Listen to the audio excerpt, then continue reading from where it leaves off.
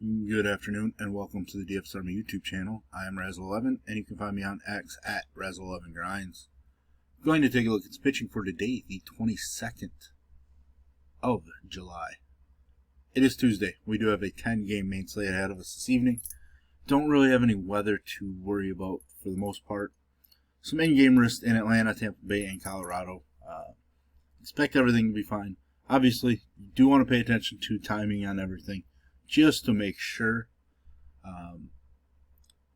Not really sure pitching is much of an option in any of those games, really. I would be interested in Tampa Bay side, but we have, a weird situation because they are rolling out Drew Rasmussen, who has been limited. They're kind of keeping his innings down. At least they were going into the All-Star break. He pitched in the All-Star game as well, but still, I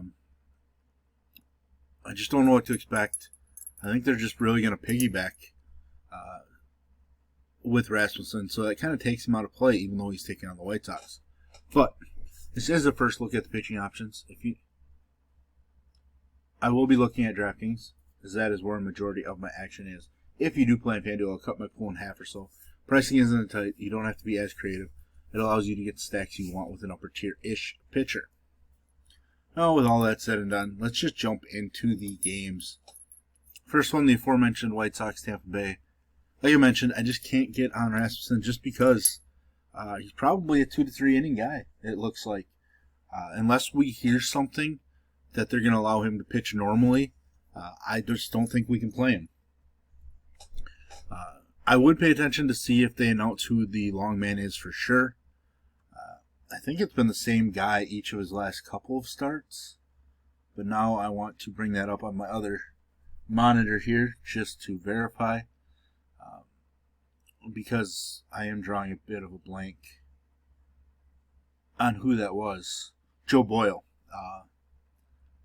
And Joe Boyle looked really good in one of those outings and then not so great in the other. If we for sure find out that Boyle is going to follow him, I will have interest in Joe Boyle. I'm just announcing that now. But it's something we need to pay attention to. Next game, Yankees, Toronto. Schlittler is a guy that really interested me going into his last start. Gave up a couple home runs. Wasn't the sharpest against Seattle, but strikeouts were there. The issue here is we know that Toronto does not strike out at all. And that's the issue. More of a guy to pay attention to for future starts. I just can't get there on this start. Toronto side, Max Scherzer. Pretty solid against the Yankees the last time he faced them. A home run, just 3 hits allowed, 7 strikeouts. Pretty solid. It's kind of all over the place. His last start against the A's, pretty solid as well. But he does have a home run issue at times. It's kind of the current Max Scherzer. He's not the elite guy that he once was. But there is strikeout upside. The Yankees can strike out. They are a dangerous offense, but I do think I'm going to mix in some Scherzer.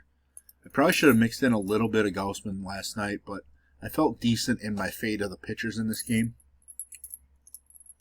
But I am going to go with some Scherzer this evening. I'm curious to see what his projected ownership is.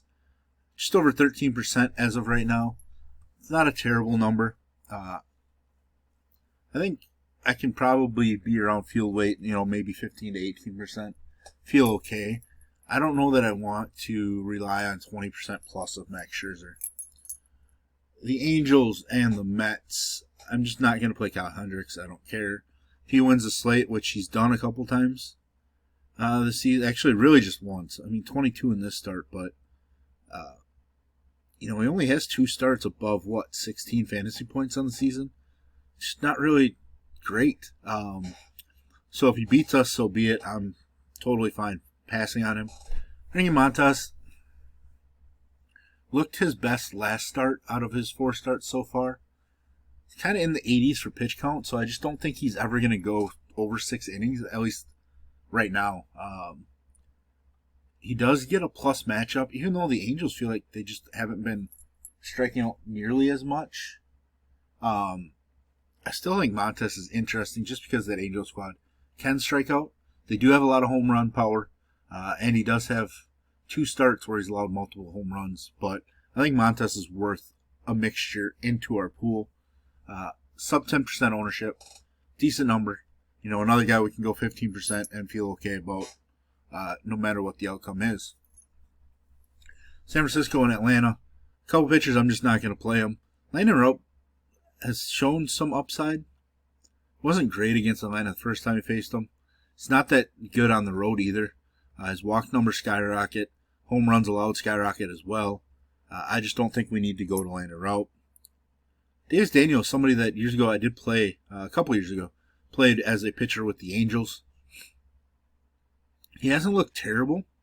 His one performance with Atlanta against St. Louis, which is a difficult opponent, 73 pitches, was decent.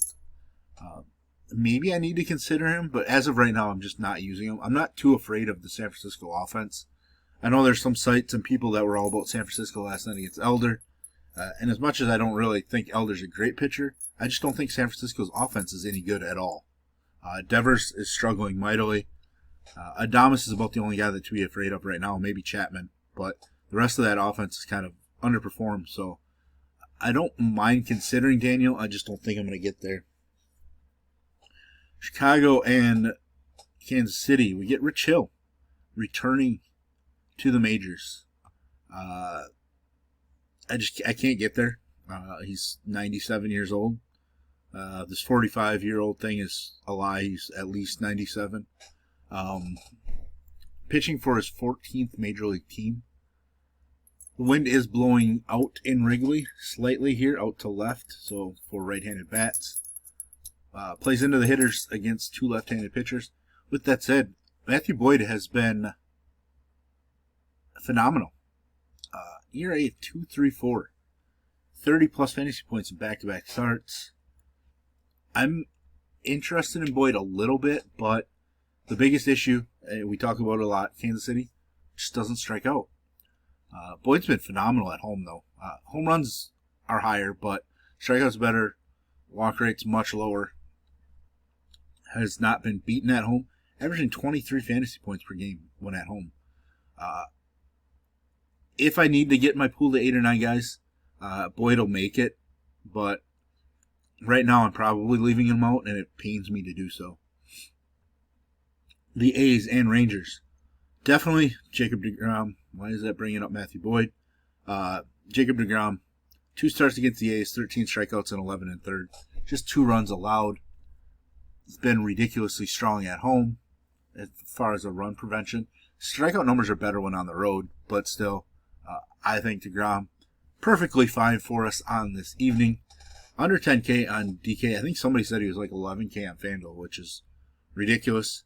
I don't know if I can get there on FanDuel, to be honest. I mean, he's going to be pretty popular. Definitely worth it. 38% roughly on DK right now. Second highest owned pitcher on the slate. No problem, going 40 to 45%. 45% does feel a little up there. JT Ginn, I'm just not sure how deep he's going to go in the games. He hasn't thrown more than 55 pitches in an appearance in 2 months. With that said, I don't mind picking on Texas with pitching, but JT Ginn just is not going to be it this evening. St. Louis, Colorado, no thank you on the pitching. I know I've used some pitchers against Colorado, but Fatty's looked atrocious for a while now. He had this ridiculous complete game shutout early May, but since that performance, his highest performance is 15 fantasy points. Just no thanks. In fact, my very first look lineup that I built to reserve some contest is a Colorado stack. And I'm not using Blaylock. Houston, Arizona, Valdez, Emmanuel Rodriguez. Valdez is definitely going to be in play. When I do use pitching against Arizona, it's definitely left-handed pitching. And I know Valdez is much better when at home. He hasn't been terrible on the road either. He's just been really strong. Houston has won each of his last 13 starts.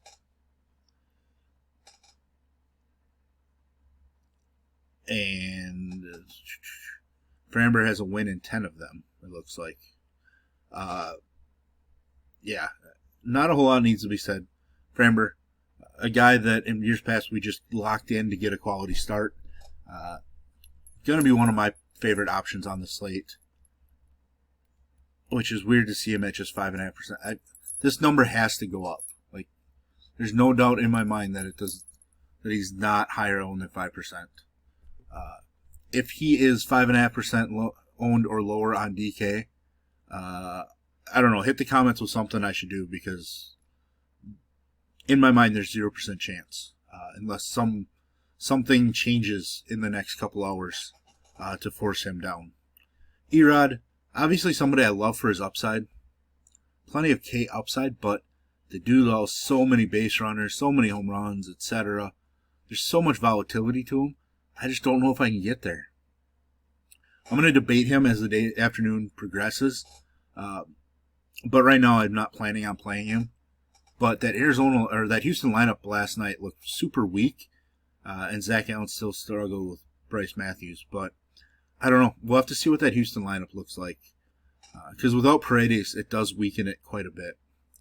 Milwaukee, Seattle. Gilbert, the chalkiest pitcher as of right now. 44% owned. Mizorowski, only 5% owned. Probably going to have to play them both. Mizorowski had a rough start against the Mets. It's been phenomenal in other starts. A lot of hype. I can see it. The fact that he's only 5% owned. Like, he and Valdez could easily be the highest 2-point scoring pitchers on this slate. Like, I think it's pretty easy. And the fact that you get them for a combined less than 11% owned, it just doesn't make sense to me. So those are going to be two guys I'm going to look heavily on. Logan Gilbert, obviously pretty good. The Brewers have been beating teams left and right recently. Gilbert hasn't shown huge upside, the way that Kirby has, but he's been pretty steady for the most part. It's definitely going to be a play. I just don't really love the fact that he's the most chalky option as of right now at 44%. That's aggressive. Feels like somebody that I need to go underweight on. Last game of the night, Minnesota and the Dodgers. Samuel Richardson has had some decent start recently. I'm just not going to play him against the Dodgers. He lost too many base runners for me. I'm just going to pass. Yamamoto, definitely somebody I want. He's weaker at home, which is kind of weird. But I do like his upside in this matchup against the Twins. Really just needs to not give up home runs to Buxton, I think, at this point. But there we have it. There's our first look at pitching. If you enjoy what I bring to you, please hit the like button, hit the subscribe button, turn on the notification bell on. Get the alert anytime we drop videos here at TFS Army. If you want to join us, get access to our coaches, tools, sheets, Discord, etc. I will put links in the description below. You can use promo code RAZ, that's R-A-Z, for 10% off monthly. And I will put a link to our merch store down in the description as well. It's taking its time loading up. The Raz GPT sweatshirt is available. 3 colors, 5 colors, I can't count. I like the look of the white, but I hate white sweatshirts, so I did not get a white sweatshirt. But yeah, I'll put some links down there in the description. Check it out. Rock some of the DFS Army merch. Join us. Get access to us leading up to lock, everything. But there we have it. And as usual, best of luck, everybody.